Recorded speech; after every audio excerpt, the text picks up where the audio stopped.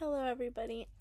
So, some things that I learned about including learners with low incidence disabilities is that inclusion for learners with low incidence disabilities is not just physical placement, but it's also intentional planning of lessons and the way the classroom is arranged.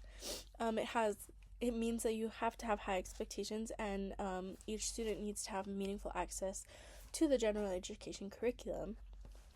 The videos that we all watched showed the importance of presumed competencies, which means assuming everyone can think and learn and understand things, which is the opposite of assuming that students cannot learn, which can limit their abilities in the classroom. If you do not believe in your students, then they will kind of take that and do worse.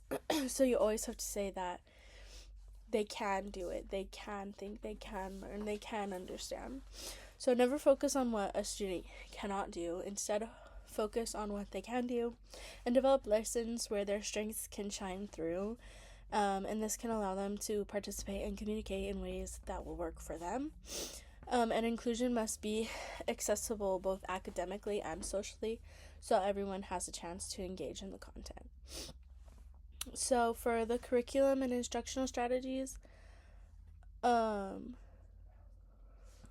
curriculum and instructional strategies I learned about, I just hit the table.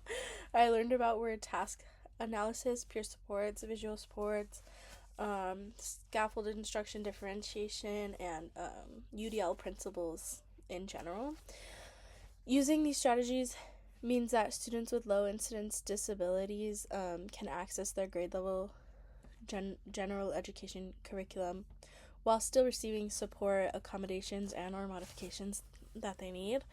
I can easily apply visual support in my current practice by printing things out, making a visual schedule that's big enough for everyone else to see, color coding things, and making posters on the topics that we're covering with both pictures and words.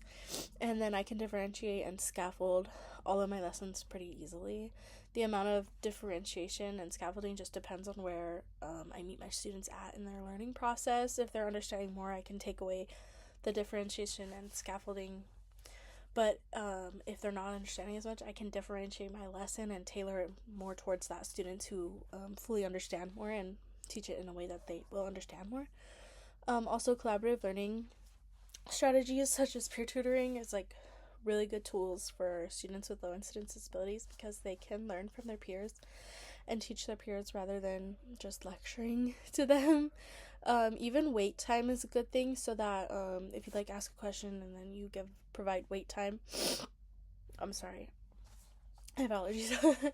Provide wait time, and then the students can stop and think about what you asked, think about the answer, process everything, and then come up with a response. And then these approaches all align with the UDL and culturally and linguistically responsive teaching because they provide multiple ways for students to understand and demonstrate their learning in the classroom. My top 3 takeaways from inclusion in the secondary classroom webinar is that inclusion requires collaboration between general education and special education teachers. It does not fall on one teacher alone. It falls on both teachers. Everything they do, it has to be together for every student to succeed. And then the second one is students with low incidence disabilities should have equal access to grade level curriculum and general education curriculum with the supports that they need, such as accommodations and modifications, rather than being separated from the core academic content and being taught different lessons that not everybody else is taught, even though they're in an inclusion classroom, which is not what you're supposed to do. And then inclusion is also both academic and social. So yes, they're learning the general education curriculum, but they're also building relationships, and peers without disabilities are learning how to talk to these students with disabilities. They're building relationships and creating a sense of belonging rather than just meeting academic goals. And then my 3 takeaways from the webinar of writing IEP objectives for students with severe multiple disabilities. I'm sorry, my allergies are crazy. The first one is that IEP goals must be measurable, functional, individualized to the student, and focus on meaningful skills that improve their independence and their quality of life, rather than just writing a goal that's just there and they're not going to expand on and build upon.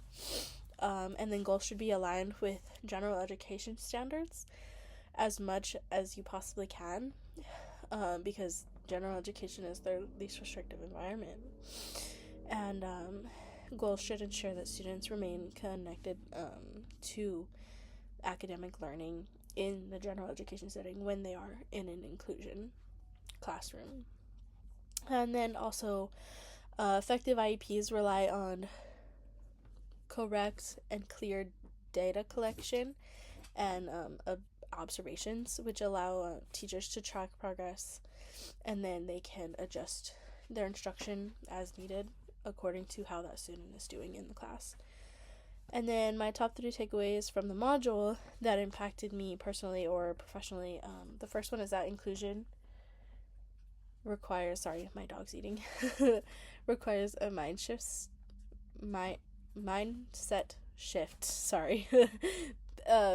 We have to believe that all of these students can learn so that our teaching can be effective. If we assume that they can't do things, then they're not going to want to do things.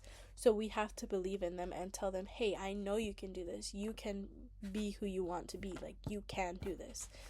And then another one is that supports should increase access, not lower expectations.